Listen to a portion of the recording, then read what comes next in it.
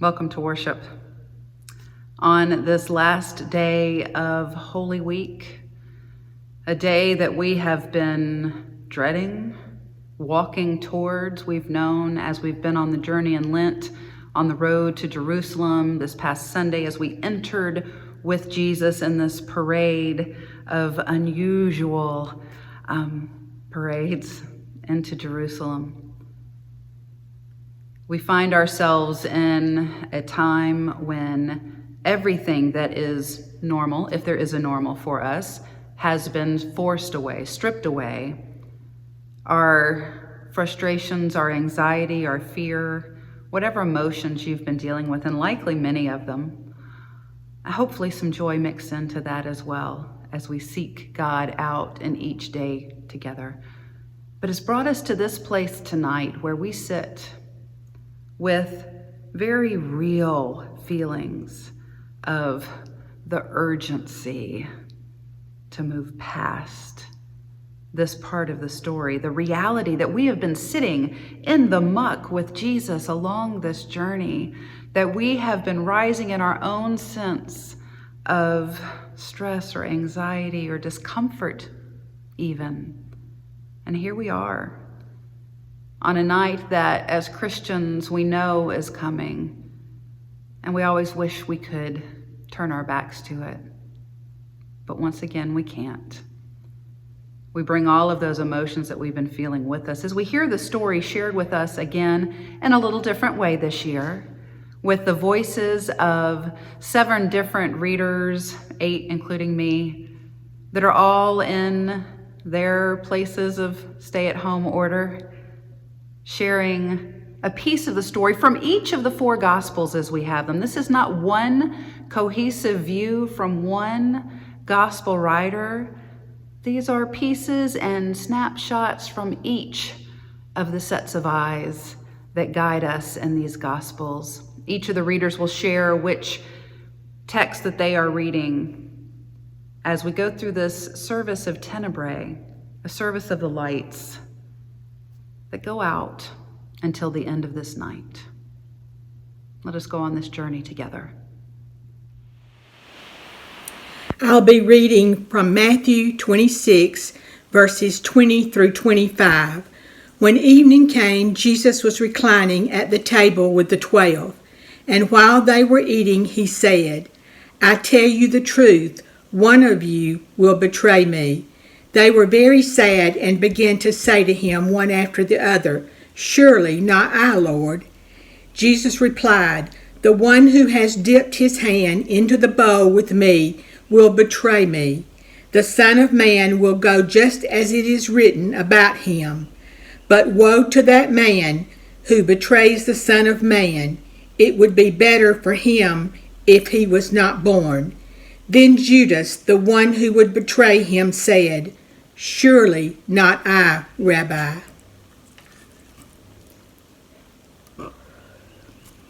A reading from the book of Matthew, chapter 26, verses 31 through 35.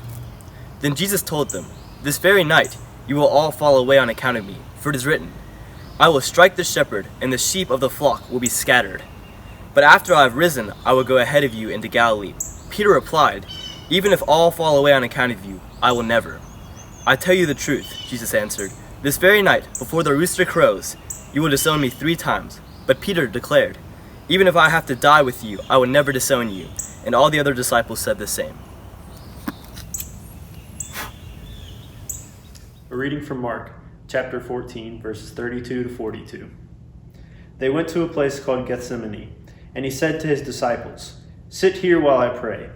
He took with him Peter and James and John, and began to be distressed and agitated. And he said to them, "I am deeply grieved, even to death.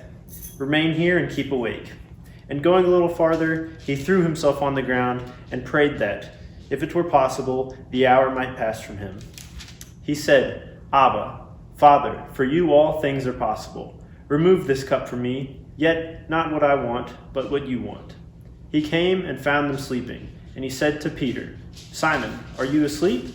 Could you not keep awake 1 hour?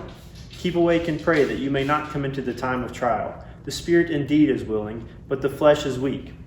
And again he went and prayed, saying the same words. And once more he came and found them sleeping, for their eyes were very heavy, and they did not know what to say to him. He came a third time and said to them, Are you still sleeping and taking your rest? Enough! The hour has come. The Son of Man is betrayed into the hands of sinners. Get up, let us be going. See, my betrayer is at hand.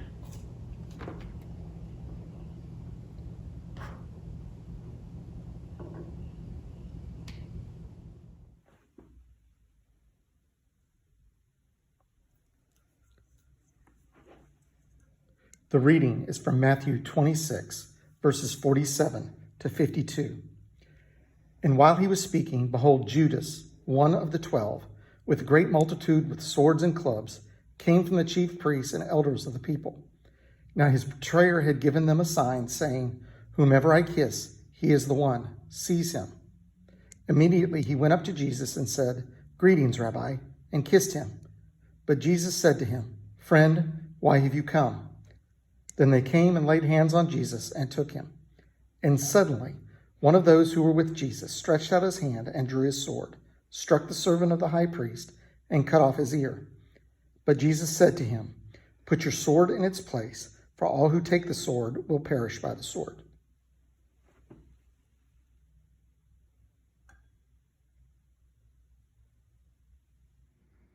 Luke 22, verses 54 through 62. Then seizing him, they led him away and took him into the house of the high priest. Peter followed at a distance. But when they had kindled a fire in the middle of the courtyard and had sat down together, Peter sat down with them. A servant girl saw him seated there in the firelight. She looked closely at him and said, This man was with him. But he denied it. Woman, I don't know him, he said. A little later, someone else saw him and said, You also are one of them. Man, I am not, Peter replied. About an hour later, another asserted, Certainly this fellow was with him, for he is a Galilean. Peter replied, Man, I don't know what you're talking about. Just as he was speaking, the rooster crowed. The Lord turned and looked straight at Peter. Then Peter remembered the word the Lord had spoken to him. Before the rooster crows today, you will disown me 3 times. And he went outside and wept bitterly.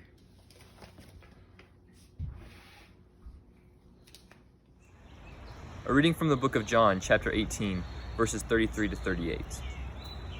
Then Pilate entered the headquarters again, summoned Jesus, and asked him, Are you the king of the Jews? Jesus answered, Do you ask this on your own, or did others tell you about me? Pilate replied, I am not a Jew, am I? Your own nation and the chief priests have handed you over to me. What have you done?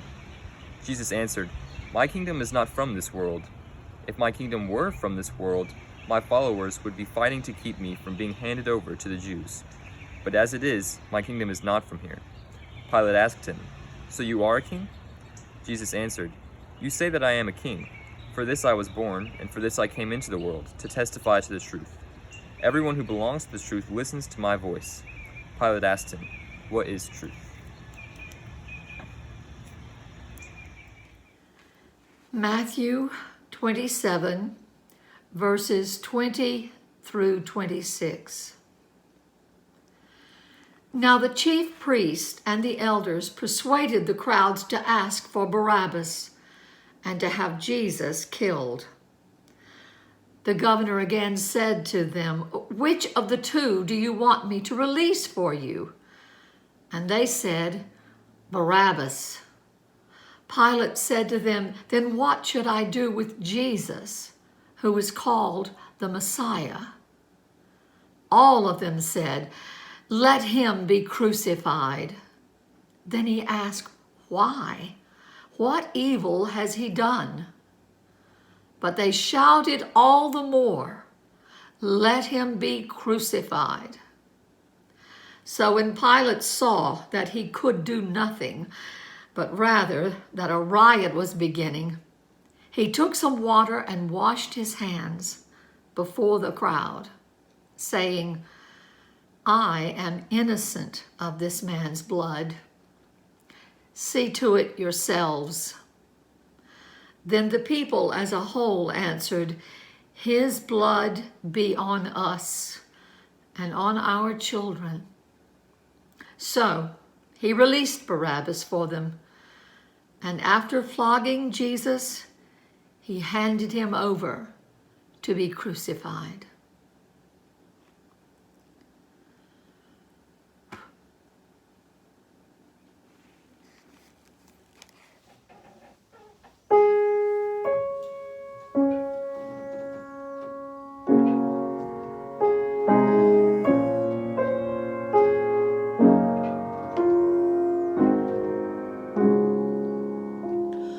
Were you there when they crucified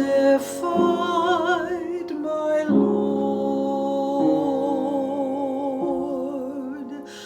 Were you there when they crucified my Lord?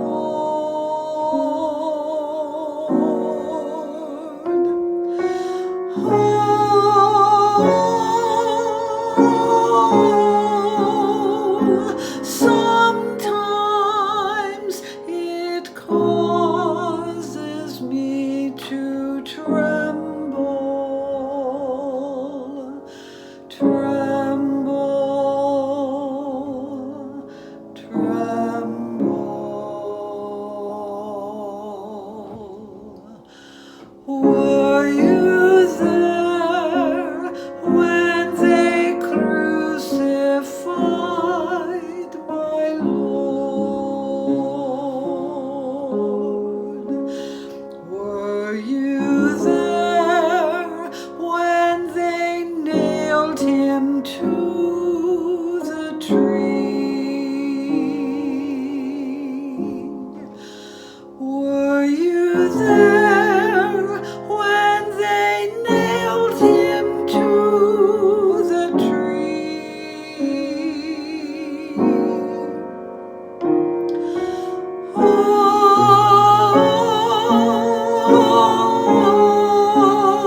Oh, sometimes it causes me to tremble, tremble, tremble. Were you there when they nailed him to the tree?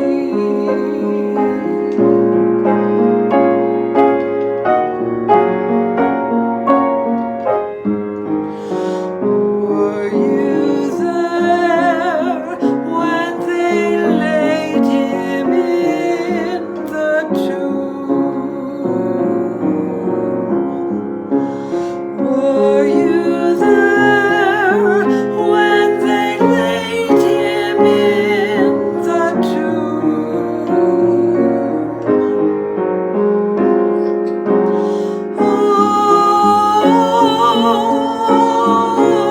Oh, sometimes it causes me to tremble, tremble, tremble.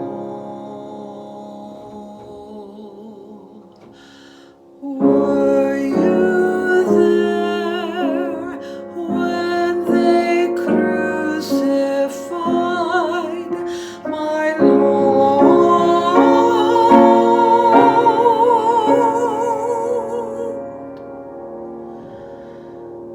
Were you there when they crucified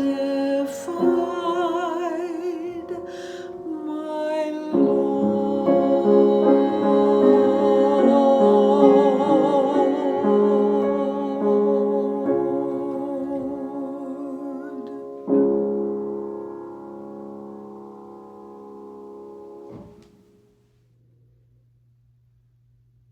Mark 15, verses 16 through 20 and 25 through 39.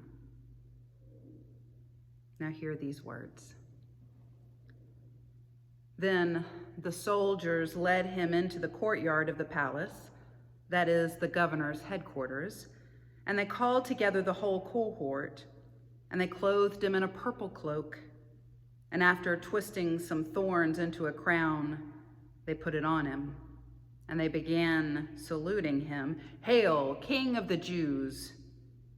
They struck his head with a reed, spat upon him, and knelt down in homage to him. After mocking him, they stripped him of the purple cloak and put his own clothes on him. Then they led him out to crucify him.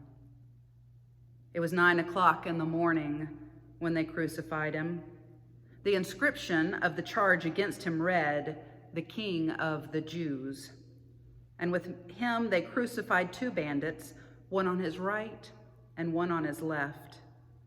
Those who passed by derided him, shaking their heads and saying, "Aha, you who would destroy the temple and build it in 3 days, save yourself and come down from the cross." In the same way, the chief priests, along with the scribes, were also mocking him among themselves and saying, "He saved others, he cannot save himself. Let the Messiah, the King of Israel, come down from the cross now, so that we may see and believe." Those who were crucified with him also taunted him. When it was noon, darkness came over the whole land until 3 in the afternoon. At 3 o'clock, Jesus cried out with a loud voice, "Eloi, Eloi, lema sabachthani," which means, my God, why have you forsaken me?" When some of the bystanders heard it, they said, "Listen, he's calling for Elijah."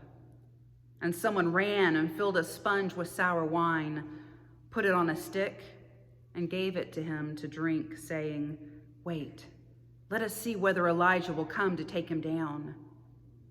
Then Jesus gave a loud cry and breathed his last. And the curtain of the temple was torn in 2 from top to bottom. Now, when the centurion who stood facing him saw that in this way he breathed his last, he said, "Truly, this man was God's son."